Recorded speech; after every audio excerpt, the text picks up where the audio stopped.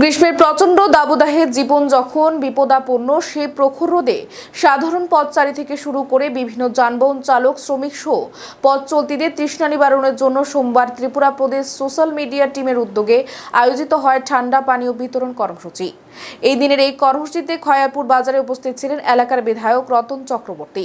বিধায়ক রতন চক্রবর্তী জানান, প্রচণ্ড গরম থেকে বাঁচতে দৈনন্দিন জীবনে প্রত্যেককে সাবধানতা অবলম্বন করুন এবং আপনার পরিবারের সকল সদস্যের কাছে একটাই বার্তা থাকবে, প্রচুর পরিমাণে জল পান করুন ও ঠান্ডা জাতীয় খাবার গ্রহণ করুন।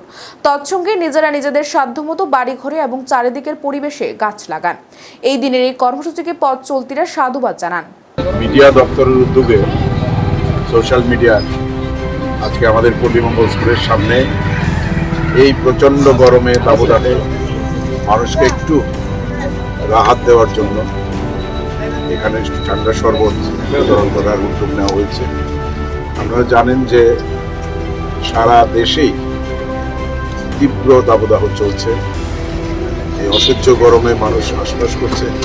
তাদের পাশে থেকে একটু তাদেরকে নিজে সাহায্য করার এবং তাদের হাতে ঠান্ডা পানীয় তুলে দেওয়ার এটার উদ্যোগ সত্যি প্রশংসনীয়। আমি এলাকার বিধায়ক হিসেবে আমি প্রদেশ মিডিয়া দপ্তরের এই উদ্যোগকে সাধুবাদ জানাই।